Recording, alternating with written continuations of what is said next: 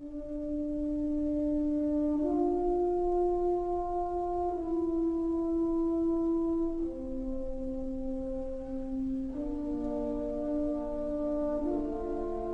each passing month, our country's faced increasingly difficult times. But everywhere I go, despite the economic crisis and war and uncertainty about tomorrow, I still see optimism and hope and strength. We've seen over the last 8 years how decisions by a president can have a profound effect on the course of history and on American lives. But much that's wrong in our country goes back even farther than that. We've been talking about the same problems for decades, and nothing is ever done to solve them. This election's a defining moment, a chance for our leaders to meet the demands of these challenging times and keep faith with our people. For the past 20 months, I've traveled the length of this country, and Michelle and I have met so many Americans who are looking for real and lasting change that makes a difference in their lives. Their stories are American stories, stories that reflect the state of our union. I'd like to introduce you to some of those people tonight.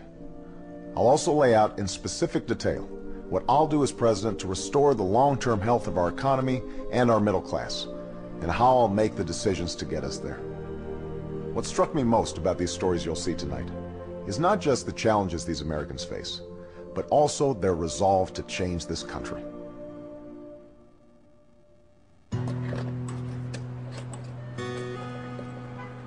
Rebecca Johnston is all about her family. Brian, me, Nathan, Marley, Ethan, Gabriella, Tallulah, and Jake. The thing I love about being a mom is just that how amazing it is that everything that you do shapes who they are. Okay. That's like molding putty in your hands, and you just want to make sure you do the right thing every day. And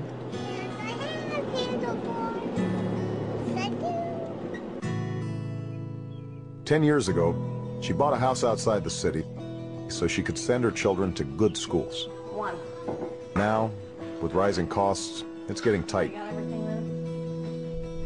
Her husband, Brian, works at a tire retread plant and needs to stand all day. He has a torn ACL and meniscus that he walks around with every day.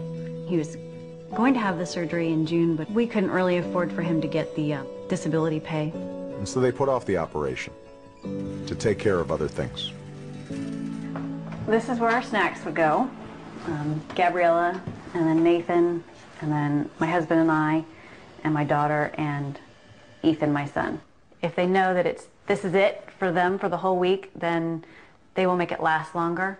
I think everybody feels the same way, that they'd like to see an end in sight to all the worry and the chaos of everyday living, trying to make ends meet.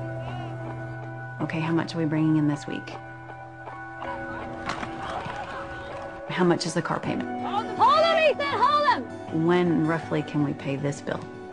All across the country, I've met families just like Rebecca's, getting their kids to school, meeting their mortgage payments, fighting for their families. It just keeps going up and up and up, and you know, and I can remember a time when I didn't have to worry about this stuff.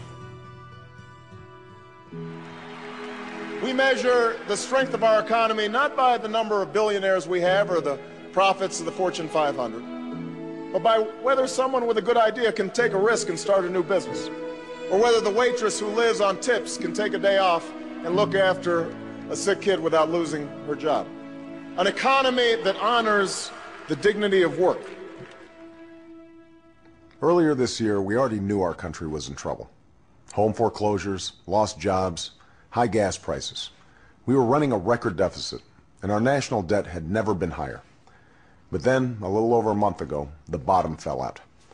What happened in the financial markets was the final verdict on 8 years of failed policies. And we're now going through the worst economic crisis since the Great Depression. A few weeks ago, we passed a financial rescue plan. It's a step in the right direction, and as president, I'll ensure that you, the taxpayers, are paid back first.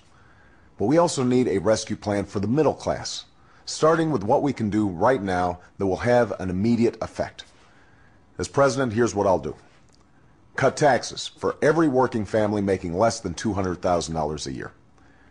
Give businesses a tax credit for every new employee that they hire right here in the U.S. over the next 2 years, and eliminate tax breaks for companies that ship jobs overseas. Help homeowners who are making a good faith effort to pay their mortgages by freezing foreclosures for 90 days. And just like after 9/11, we'll provide low-cost loans to help small businesses pay their workers and keep their doors open. None of that grows government. It grows the economy and keeps people on the job. This is what we can do right now to restore fairness to the American economy and fulfill our commitments to the American people. The company I worked for went broke. Before they went down, they used $19 million for the retirement. And when they closed up, I should have gotten about $1,500 a month from retirement. Right. I only ended up with $379 a month. You earned your pension. You earned it. It wasn't a gift.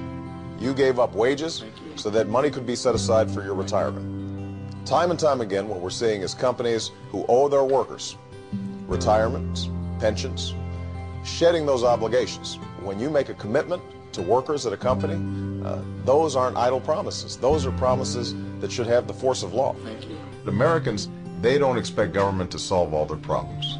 They're not looking for a handout.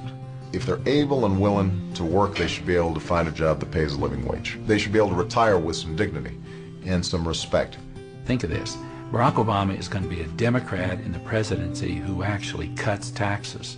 But he's going to cut taxes for the people who really need a tax cut. He's going to cut taxes for the struggling families.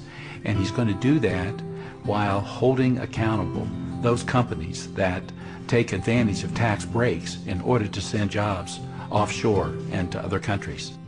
I don't know if it's that common sense Midwestern way of getting things done, but Barack Obama has Kansas roots, and he really has a plan to put us back on track and help us move forward.